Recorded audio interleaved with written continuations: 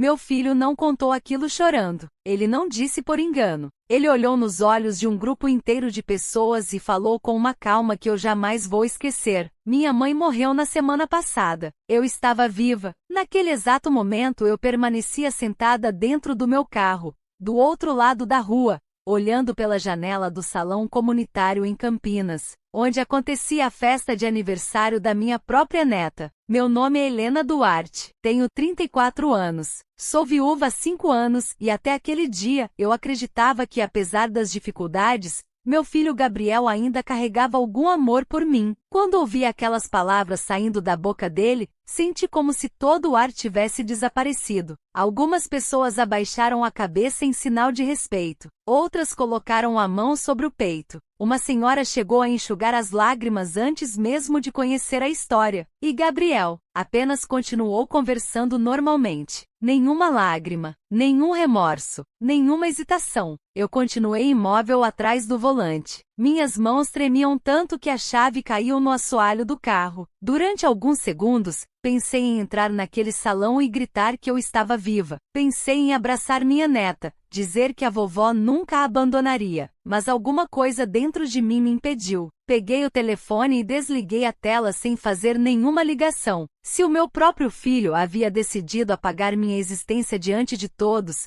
entrar ali naquele momento só criaria mais um espetáculo. Então dei partida no carro e fui embora. Enquanto dirigia pelas ruas de Campinas, uma única pergunta não saía da minha cabeça. Por quê? 4 dias antes daquela festa, Gabriel ainda tinha almoçado comigo. Conversamos sobre trabalho, sobre a escola da pequena Sofia e até rimos de uma lembrança antiga do pai dele. Nada parecia diferente. Ou talvez eu simplesmente não tivesse percebido os sinais. Quando cheguei em casa, coloquei minha bolsa sobre a mesa da cozinha e fiquei olhando para as fotografias da parede. Em quase todas elas, Gabriel aparecia sorrindo ao meu lado. Era difícil acreditar que aquele mesmo menino, que um dia dormia segurando a minha mão porque tinha medo de tempestades, agora dizia ao mundo inteiro que eu estava morta. Naquela noite, eu não chorei. Pela primeira vez na vida, senti algo muito mais perigoso do que tristeza. Eu precisava descobrir porque meu próprio filho queria que todos acreditassem que eu não existia mais. E 4 dias depois, a resposta bateu à porta da casa dele, da forma que ele jamais poderia imaginar. Meu telefone permaneceu completamente silencioso durante os 2 dias seguintes. Nenhuma mensagem de Gabriel, nenhuma ligação, nenhuma explicação. O mais estranho era que, para o restante da família, eu realmente parecia ter desaparecido. Minha irmã tentou me ligar 3 vezes. 2 primos deixaram mensagens perguntando se aquilo era verdade. Uma antiga vizinha escreveu dizendo que sentia muito pela minha partida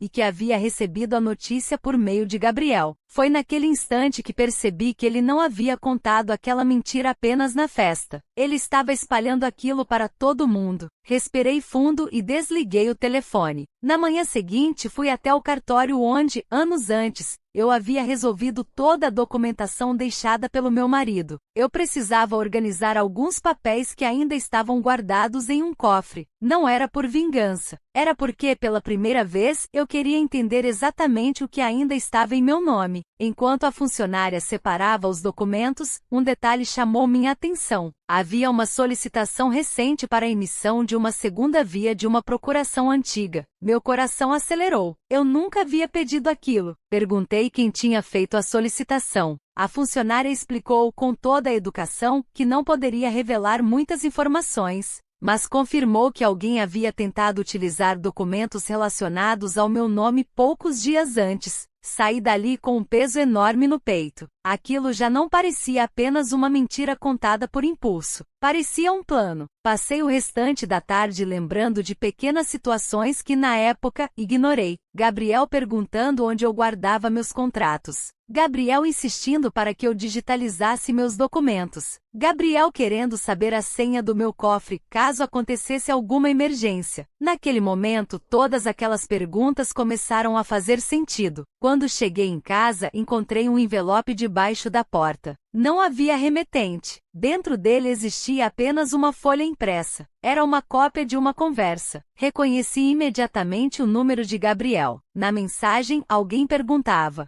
"Ela já assinou tudo?" Gabriel respondeu poucos minutos depois. Ainda não, mas todo mundo já acredita que ela morreu. Depois disso vai ficar muito mais fácil resolver o resto. Meu corpo inteiro ficou gelado. Li aquelas linhas várias vezes. Eu queria acreditar que era uma montagem, que alguém estivesse tentando colocar meu filho contra mim. Mas havia detalhes naquela conversa que somente Gabriel conheceria. Sentei no sofá sem conseguir pensar direito. Quem tinha enviado aquele envelope? E por quê? Antes que eu encontrasse qualquer resposta, a campainha tocou. Abri a porta lentamente. Do outro lado estava um homem de terno escuro segurando uma pasta de couro. Ele confirmou meu nome completo. Assenti com a cabeça. Então falou uma frase que mudou completamente o rumo daquela história. Senhora Helena Duarte, acredito que a senhora esteja correndo um risco muito maior do que imagina. Precisamos conversar imediatamente. Naquele instante, percebi que a mentira sobre a minha morte era apenas o começo. E eu ainda não fazia ideia de quem realmente estava por trás de tudo. Meu coração disparou. Olhei para aquele homem por alguns segundos antes de convidá-lo para entrar. Ele agradeceu,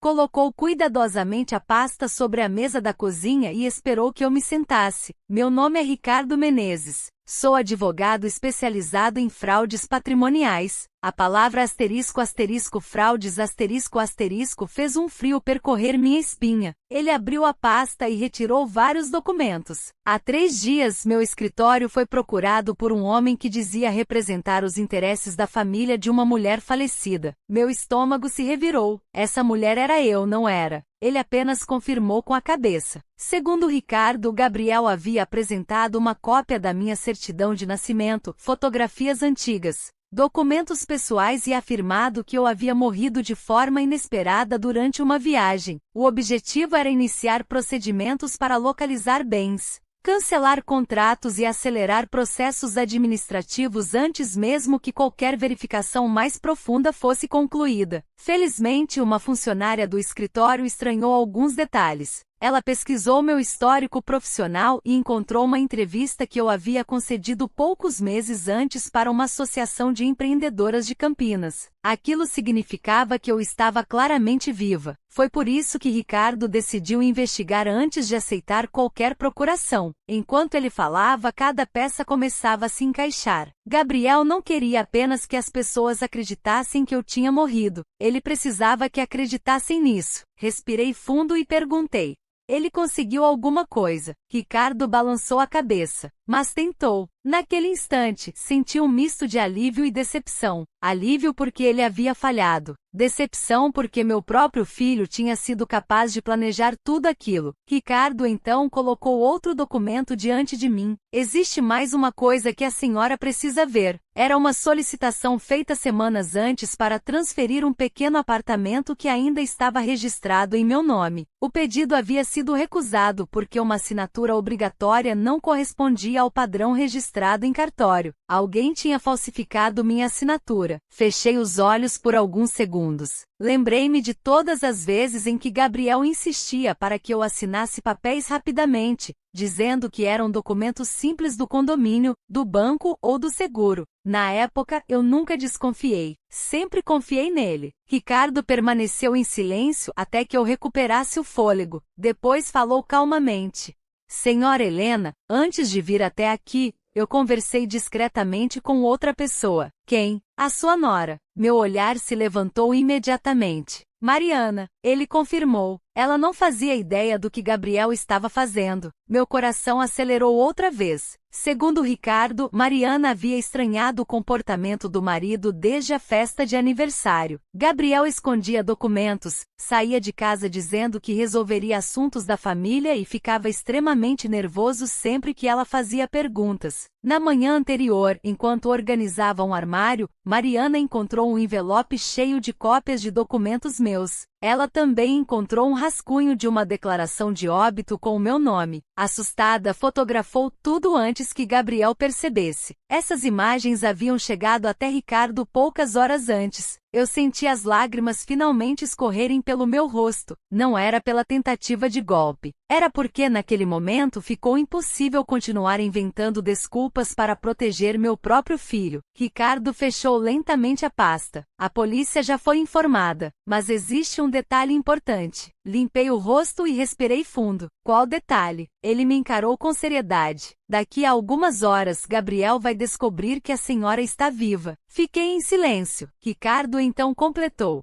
E quando isso acontecer, ele vai correr desesperadamente para impedir que a verdade chegue antes dele. Naquele instante, percebi que o confronto que eu mais temia estava prestes a começar. Naquela mesma tarde, Ricardo recebeu uma ligação da delegada responsável pelo caso. Ela explicou que todas as informações já tinham sido verificadas e que seria mais seguro não avisar Gabriel antes do momento certo. Se ele realmente estivesse tentando usar documentos falsos, qualquer aviso antecipado poderia fazer provas desaparecerem. Eu concordei. Passei aquela noite praticamente sem dormir. Não porque tivesse medo dele. O que me assustava era perceber que o menino que eu tinha criado havia se tornado um homem que enxergava a própria mãe como um obstáculo. Na manhã seguinte, Ricardo telefonou. Está pronta. Respirei fundo. Nunca vou estar. Mas vamos. Seguimos até um prédio comercial no centro de Campinas, onde Gabriel havia marcado uma reunião para apresentar novos documentos relacionados ao suposto falecimento da própria mãe. Quando entramos na sala, ele estava sorrindo, conversando com 2 funcionários. O sorriso desapareceu no instante em que nossos olhares se cruzaram. Ele ficou completamente pálido. Por alguns segundos, ninguém disse uma palavra. Então Gabriel murmurou: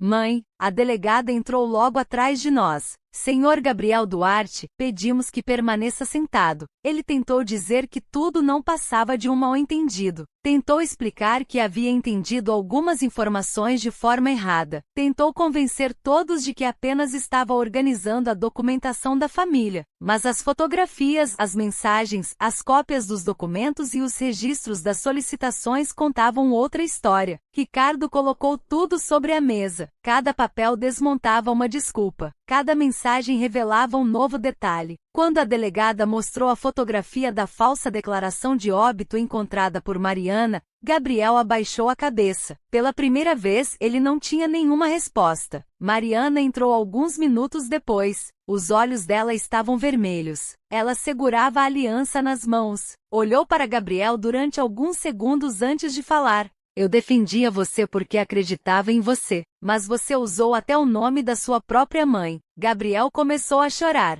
Disse que as dívidas tinham saído do controle. Admitiu que havia perdido muito dinheiro em apostas esportivas e empréstimos ilegais. Contou que imaginou conseguir acesso aos meus bens para resolver tudo antes que alguém percebesse. Depois devolveria tudo. Pelo menos era isso que repetia para si mesmo. Eu ouvi cada palavra em silêncio. Durante anos, eu teria corrido para abraçá-lo. Teria pago as dívidas. Teria vendido o que fosse necessário para protegê-lo. Mas finalmente compreendi a maior lição da minha vida. Amor sem limites também pode destruir. Olhei para meu filho e falei com a maior calma que consegui encontrar. "Gabriel, eu sempre vou amar você. Mas desta vez, quem vai resolver as consequências das suas escolhas será você." Ele chorou ainda mais. Pela primeira vez desde o início daquela história, não havia ninguém para escondê-lo atrás de desculpas. Os meses seguintes foram difíceis. Gabriel respondeu legalmente pelos atos que havia cometido e iniciou tratamento para o vício que destruiu sua vida financeira. Mariana decidiu se separar. Ela explicou que precisava proteger a si mesma e a filha antes de pensar em qualquer reconciliação.